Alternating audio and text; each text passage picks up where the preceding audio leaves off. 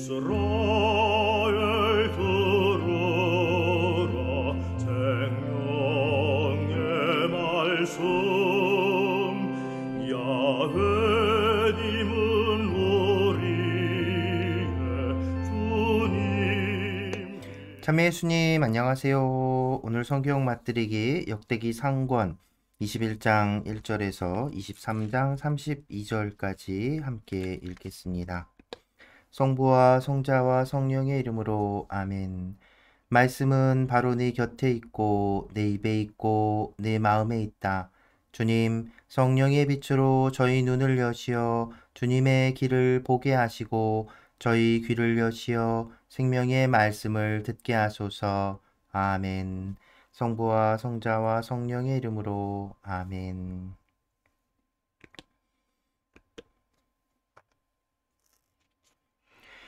인구조사와 흑사병. 사탄이 이스라엘을 거슬러 일어나 이스라엘의 인구를 조사하도록 다윗을 부추겼다. 그리하여 다윗은 요압과 군대의 장수들에게 말하였다. 자, 브엘세바에서 단에 이르기까지 이스라엘의 인구를 조사하여 그들의 수를 알 수 있도록 나에게 보고하시오. 그러나 요압이 아뢰었다. 주님께서 당신 백성을 지금보다 100배나 불어나게 하시기를 바랍니다. 저의 주군이신 임금님, 그들은 모두 임금님의 종들이 아닙니까? 그런데 임금님께서는 어찌하여 이런 일을 요구하십니까? 어찌하여 이스라엘을 죄짓게 하려 하십니까? 그러나 임금의 말이 요압을 위압하였다. 그리하여 요압은 물러나와 온 이스라엘을 돌아다닌 다음 예루살렘으로 돌아왔다. 요압이 조사한 백성의 수를 다윗에게 보고하였는데 온 이스라엘에서 칼을 다룰 수 있는 장정이 110만 명, 유다에서 칼을 다룰 수 있는 장정이 47만 명이었다. 그러나 요압은 임금의 명령이 역겨워 레위와 베냐민 지파는 그들 가운데 포함시키지 않았다. 이 일이 하느님 보시기에 악하였으므로 그분께서 이스라엘을 치셨다. 그러자 다윗이 하느님께 말씀드렸다. 제가 이런 일을 하여 큰 죄를 지었습니다. 그러나 이제 당신 종의 죄악을 없애주십시오. 제가 참으로 어리석은 일을 저질렀습니다. 주님께서 다윗의 환시가인 가드에게 이렇게 이르셨다. 다윗에게 가서 주님께서 이렇게 말씀하십니다 하면서 일러라. 내가 너에게 3가지를 내놓을 터이니 그 가운데에서 하나를 골라라.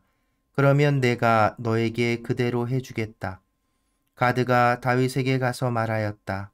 주님께서 이렇게 말씀하십니다. 선택하여라.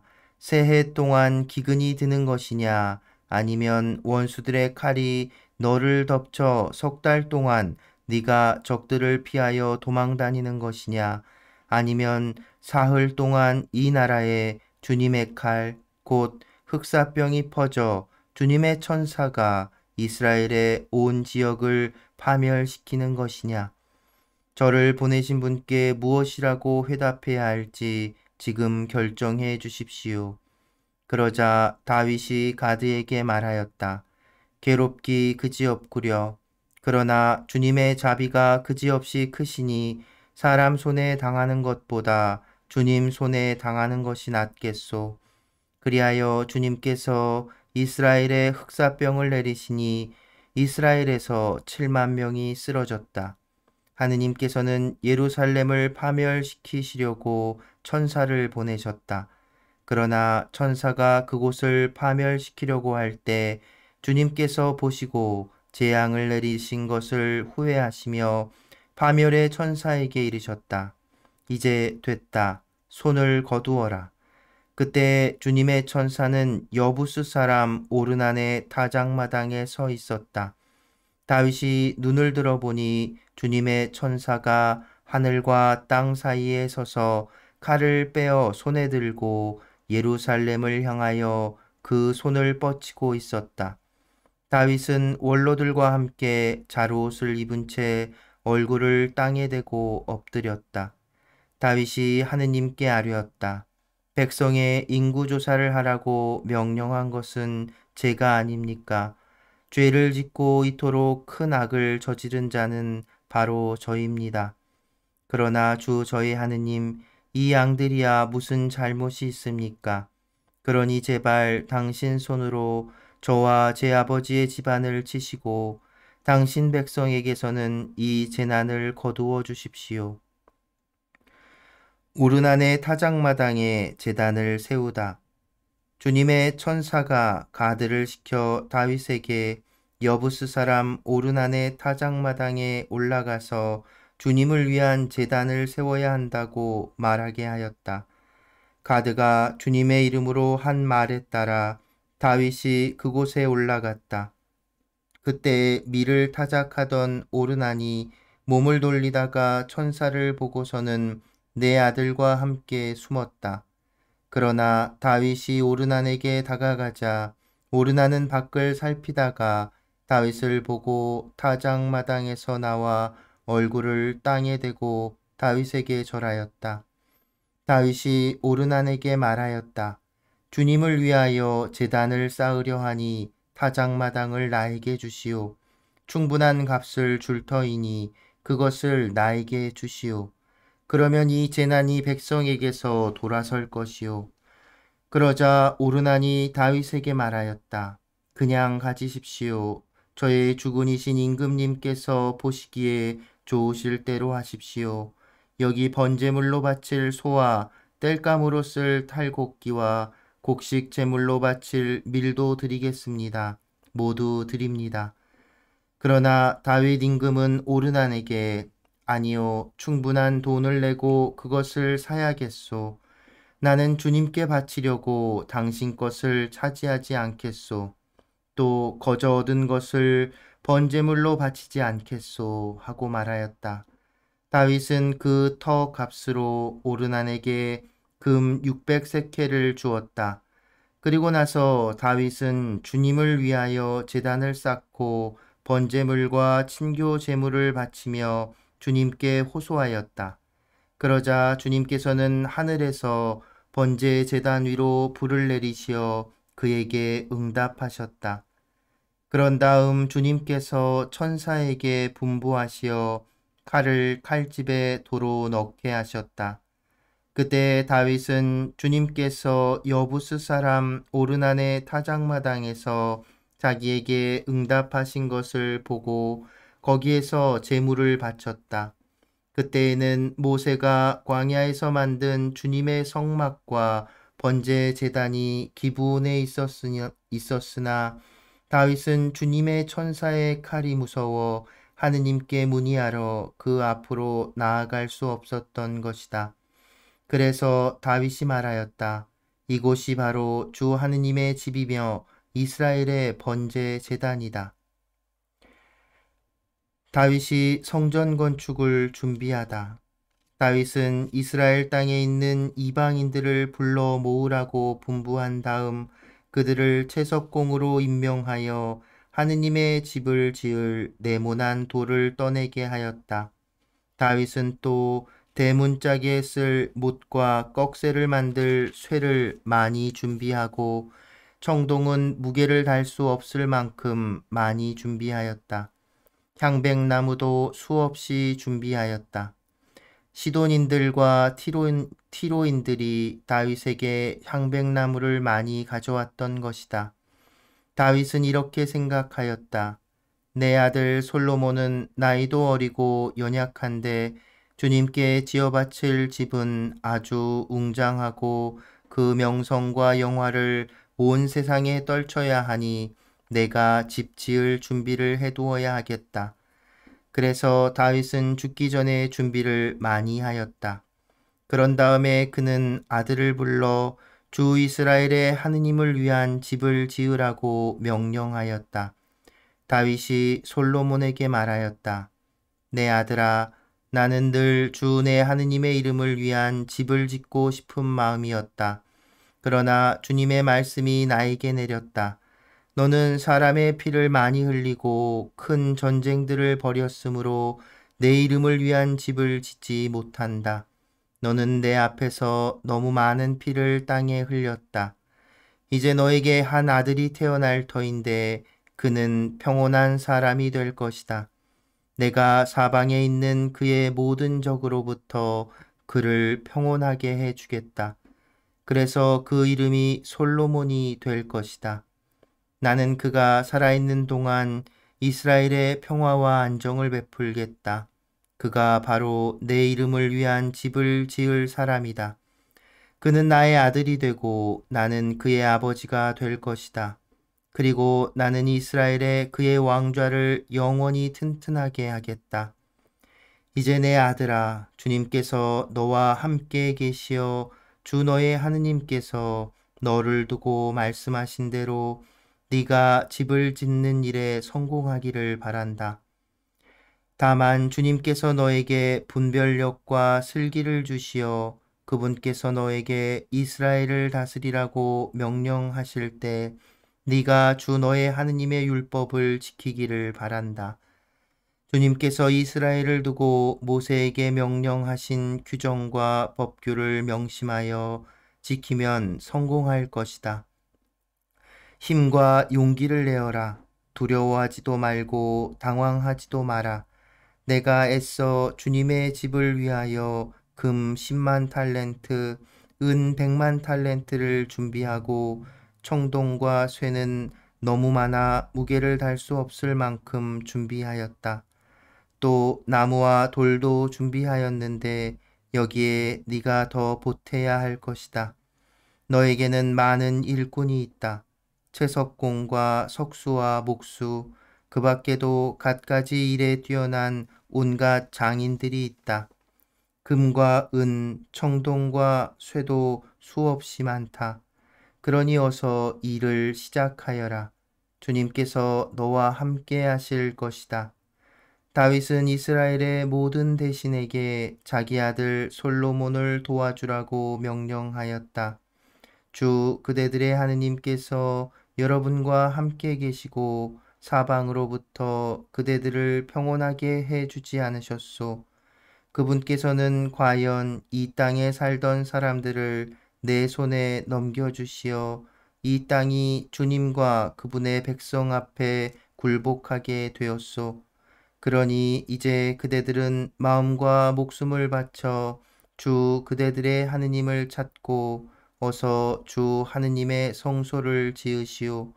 그리고 주님의 이름을 위하여 짓는 그 집으로 주님의 계약궤와 하느님의 거룩한 기물들을 옮기시오. 레위인들의 조직. 다윗은 늙고 나이가 다 차자 아들 솔로몬을 이스라엘의 임금으로 세웠다. 그러고 나서 이스라엘의 모든 대신과 사제들과 레위인들을 불러 모았다. 레위인으로서 30살 이상 되는 사람들을 세어보니 전체 장정의 수가 3만 8천이었다. 그 가운데에서 2만 4천 명이 주님의 성전 일을 책임지고 6천 명은 행정과 재판을, 4천 명은 문지기 일을, 4천 명은 다윗이 만든 찬양 악기들에 맞추어 주님을 찬양하는 일을 책임졌다. 다윗은 레위의 자손들을 게르손 반과 크앗 반과 무라리 반으로 나누었다. 게르손 반에는 라단과 시므이가 있었다. 라단의 아들은 여히엘, 우두머리, 제탐, 요엘 이렇게 셋이다. 시므리의 아들은 슬로못, 하지엘, 하란 이렇게 셋인데 이들이 라단 가문의 우두머리였다. 시므이의 아들은 야핫, 지자, 여우스, 부리아로서 이들이 시므이의 네 아들이다. 야핫이 우두머리고 지자가 둘째였다. 그런데 여우스와 부리아는 아들이 많지 않아서 함께 한 집안으로 등록되었다. 크앗의 아들은 아므람, 이츠하르, 헤브론, 우지엘 이렇게 넷이다. 아므람의 아들은 아론과 모세이다.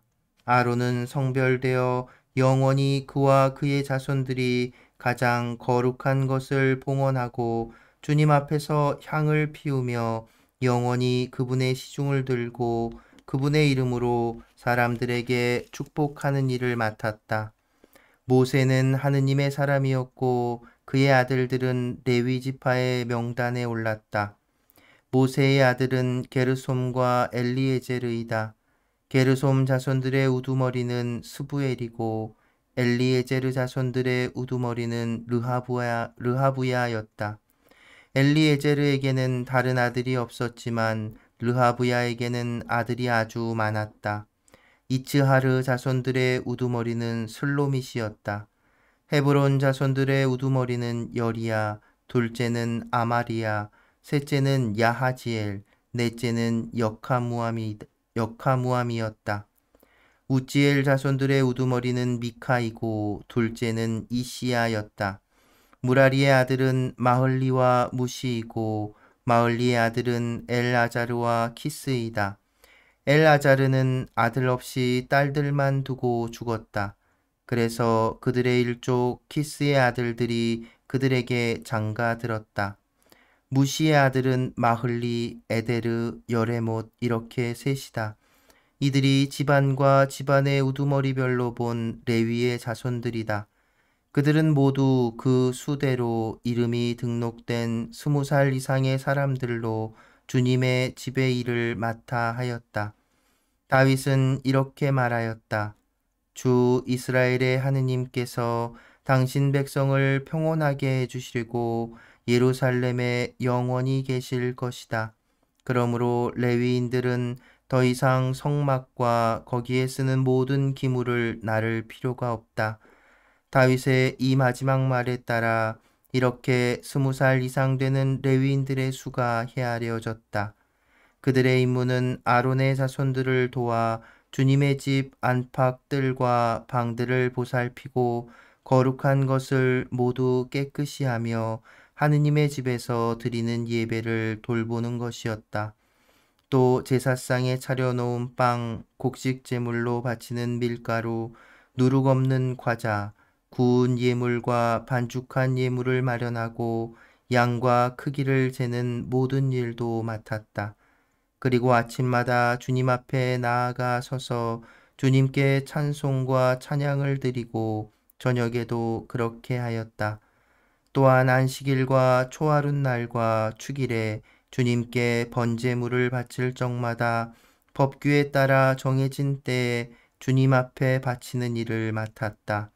그들은 이렇게 만남의 천막과 성소를 보살피는 임무를 맡았으며 자기들의 형제인 아론의 자손들을 도와 주님의 집에서 드리는 예배를 돌보는 임무도 맡았다.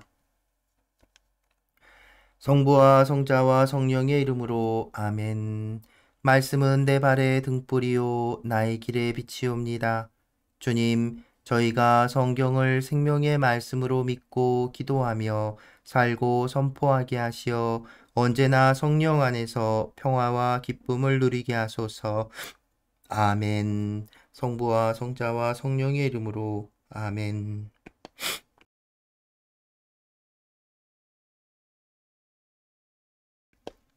예수님. 네, 역대기는 우리가 모르겠습니다. 제 느낌으로는 열왕기를 읽을 때보다 조금 빨리 읽히는 듯한 느낌이 드는데 여러분은 어떠신가요?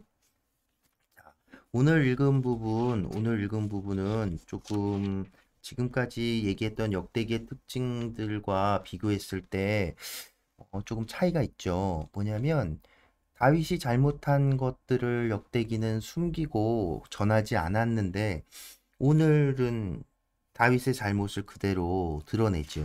무슨 잘못이죠? 바로 인구조사.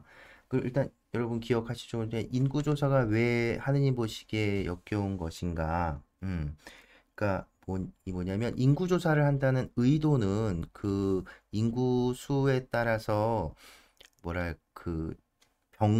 병사를, 그러니까 인구조사는 뭐 모든 사람을 센다기보다는 군인으로 착출할 수 있는 사람의 숫자를 확인하는 거라고 보시면 돼요.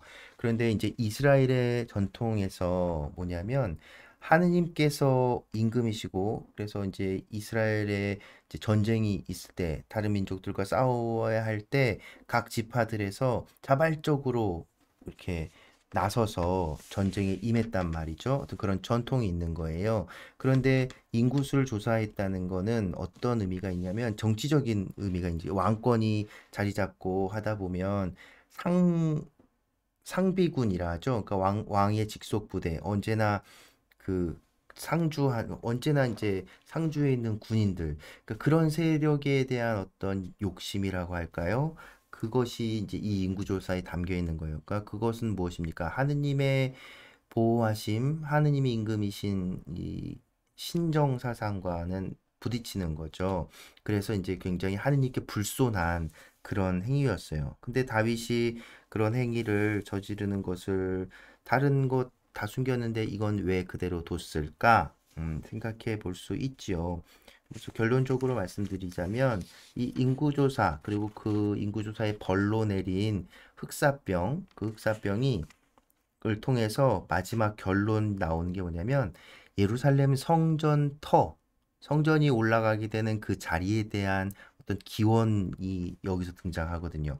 기억하시나요? 오르난의 타작마당이라고 나오는데 사실 사무엘기에서는 이 오르난의 이름이 조금 다르게 나오지요. 보시면 찾아볼까요? 사무엘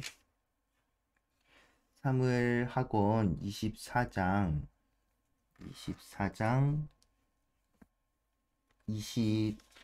22절 보면 아라우나 여부수 사람 아라우나라고 나오고 그런데 이제 역대기에선 오르난이라고 나옵니다. 뭐 이 이름이나 이 명칭들은 조금씩 차이가 있는데 그 이유는 우리가 지금은 정확하게 알 수가 없어요. 어쨌든 사무엘기에서 나온 이 아라우나의 타작마당, 역대기에서 말하는 이 오르난의 타작마당 이 여기가 바로 예루살렘 성전이 올라서는 장소예요.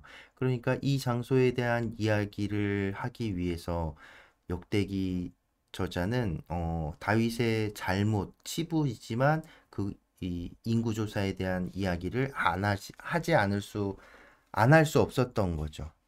그러니까 역대기 저자는 사실은 다윗을 띄우는 게 목적이 아니었어요. 다윗을 신성시하고 찬성하는 게 목적이 아니라 더 주된 중심에는 하느님의 성전을 중심으로 한 이 공동체를 재건하는 게 더 우선적인 목적이었기 때문에 다윗의 이 인구조사와 흑사병에 대한 이야기는 역대기에도 등장하게 됩니다. 그런데 이제 또 조금은 차이가 나지요. 뭐냐면 어, 신명기의 역사서인 사무엘 학원에서는 보시면 24장 사무엘 학원 24장 1절을 보면 주님께서 다시 이스라엘인들에게 진노하셔서 그들을 치시려고 다윗을 부추기시며 말씀하셨다. 하느님이 이스라엘을 벌 주시려고 다윗을 부추겼다고 나오지요. 그런데 역대기는 뭐라고 하죠? 사탄이 이 역대기 21장 보면 사탄이 이스라엘을 거슬러 일어나 이스라엘의 인구를 조사하도록 다윗을 부추겼다. 바뀌었죠. 그러니까 역대기 저자는 하느님이 그 다윗을 이렇게 부추기고 이스라엘 치려고 하고 또 치고 그걸 또 용서해주고 이게 뭔가 좀 하느님이 그런 모습을 보인다는 게 이제 있을 수 없는 일이라 생각한 거예요. 그래서 사탄의 어떤 이런 개입, 사탄이 이제 다윗을 이렇게 흔든 것처럼 이렇게 보고를 이제 이 내용을 바꾸고 있습니다. 그리고 또 재미난 건 이 인구조사 과정에서 이 요압이 인구조사를 하는데 6장 21장 역대기 상권 21장 6절을 보면 요압은 임금의 명령이 역겨워 레위와 베냐민 지파는 그들 가운데 포함시키지 않았다라고 말합니다. 그런데 이건 사무엘기에는 이런 내용이 나오지 않아요.